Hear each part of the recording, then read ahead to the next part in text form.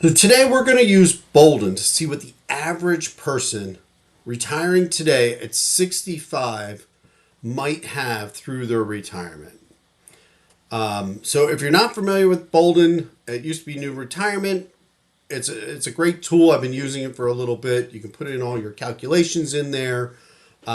So we're going to take what the average person might have today, put those numbers in there, and see what the results are like. So before we do that, let's dive into what does the average American have today. Now, I do want to highlight, I did use ChatGPT or Microsoft Copilot actually to come up with some of these figures. And I already did a video of what the median person is. Now, that would be the person, 50% have more, 50% have less. So the average, in a lot of ways doesn't actually equal the average because of some people with very high net worth. So it might be skewed a little too far to, what most people might not have. But I still thought it would be a good number to run through in Boldin because I always say at least be the average, right? Because you don't want to be the median because that means 50% have less, 50% have more. I say be at least the average, which might put you in a better place. And using Microsoft Copilot, these are some of the numbers that it came up with, and then I will show you what I actually put into Boldin to kind of mimic out what most people or what the average people would have. So I used the numbers here, and you can compare it to the median. So the average has almost $610,000 versus the median, which is a little around 200,000. They both have around the same equity in a house. From an HSA, they might actually have $10,000 to $20,000 in there. They do have some debt still on average. I'm going to assume that somebody that's retiring at 65, even though this is somebody that's retiring at 65, the average is that they still have $135,000. I'm going to say the person has none. And then I looked at the Social Security numbers here, and I'm going to inflate it even more. So in any way, I would say in some ways my numbers are going to be better off because I would assume that if you're watching this video, you might be at least the average, or maybe you're even a little bit better off. But I'll highlight the numbers. And, if you're interested for me to put in your numbers, you can holistically do that. Maybe you're not 65 today. Maybe you're only 50 or 40. You could project out what you might have and throw those numbers to me. So it's not really reflecting what you have today, but you can mimic as if you were retiring. So this is what I put in overall. And we're going to walk through it as well. So I have a spouse, and a husband. I put user and spouse. And this is about the money that they have in a whole bunch of different accounts. And so I took that 609,000 in a way, and I divided it out into all these different categories between different pre-retirement, some Roth, some brokerage accounts. Honestly, I think probably the Roth is a little high, but again, I put different numbers to mimic out what the average American would have. Again, they said between $10,000 and $20,000 in a health savings account, so I did right in the middle, 15,000. And these are the Social Security numbers that I'm doing. I'm doing the average today, again, using ChatGPT or Microsoft Copilot. So at 67, this is the number I put in. And Boldin's going to calculate the 65 because, again, in this example, I have the people retiring at 65. And again, we could change that as well. So let's dive into Boldin then. So again, I already have all the numbers in, and so we're going to look at that. You can actually see this. The individuals actually turned out much better than my last video, which is where they had the mean, where I was struggling to get a Monte Carlo up into, I think, the 80s. Looking at what I have today, they're already in an 83% chance, which I think is great. And you can see, and now again, when I noticed doing this in the last video, this graph does really represent from a success factor things going very well. Not, I wish it would actually put it right in the mean, but it does paint it in a nicer perspective. So if you're not familiar with Boldin, right here on the main screen, actually, if you come up to user account settings, you can see how old the individuals are. I put them both right at 65. And then you can come over here to the summary, and you can put when they're going to retire. They're both retiring at age 65. They're living until 95. We might actually change that and see what that impacts it if one person passes away early. And then again in here, you can do all your different accounts. So here is from an account perspective. So again, I actually inflated a little bit more. So they have about 623,000 in 7 different accounts. And again, looking back at that picture, you can see I put 15,000 in a health savings account.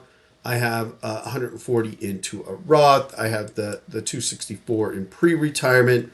I put the spouse at 137, and I put 66 in combined a brokerage account. So lots of different numbers to look at. And again, we could go through this as well. I do have the real estate in here at $350,000 of equity. And the only other outflows is really around expenses. I didn't do anything else. And again, looking at Copilot, they say the average person spends between 30 and 60. So you can see here, I put the person spending $4,000 a month, $48,000 a year. I'm wondering if that's actually, probably a little on the light side, considering this person has saved $600,000. But maybe we'll take a look at that as well. So again, going back to here and, first looking at the Monte Carlo, you can actually see in general, the worst case, they pretty much have their money through their retirement. In the best case scenario, they actually grow it to a little over $2 million. So, again, some graphs do a better job, I think, of putting it around there. But again, they have an 83% chance of fully funding. I think this is actually a really good example. Again, on an expense of $4,000 a month. So again, I think maybe if somebody's house is paid off, they're not paying any mortgages or something like that, this might work pretty well. If we did say, let's say that maybe they wanted to spend $60,000 a month. So let's move this up to $5,000 a month. How would that impact the Monte Carlo? And they have 46% chance. So you can really see it drop. And so again, you'd have to look at different scenarios. Let's go back and actually put in it at 4,000 a month. Because what are some other scenarios that you could potentially look at, right? And I did this in my previous. Again, you have this house. You're both 65. Maybe you want to do a future change, and you can come in here and actually say, I want to sell and rent. So 65, maybe 75, maybe at age 80. So let's put this at age 80. Maybe at that point you feel like you don't want to maintain or manage your house. And this is, you need to put the rent that you would probably need or additional money. So I'm going to put $2,000. Maybe they want to downsize into a smaller apartment. How would that impact their plan? And look at that. It jumps back up to 92%. So this is, to me, the power of Boldin. You can actually use this and model out your future retirement. Where I'm today at almost 53. I'm almost thinking of taking my current net worth, and I do a net worth statement every year. Project out where I might be at 65 or 63 or something like that, and then mimic it out that way versus you can put the money in and continue to put it'll actually do all the numbers for you from today through that age. But if I just want to focus on the retirement timeline, I thought that would be an interesting perspective. Now, let me go back over to expenses, because the one thing this does kind of have is, so this is going to say I'm going to be here in this house for 20 years, and I have a 4,000 expense, which may or may not be realistic, but maybe I might need to do.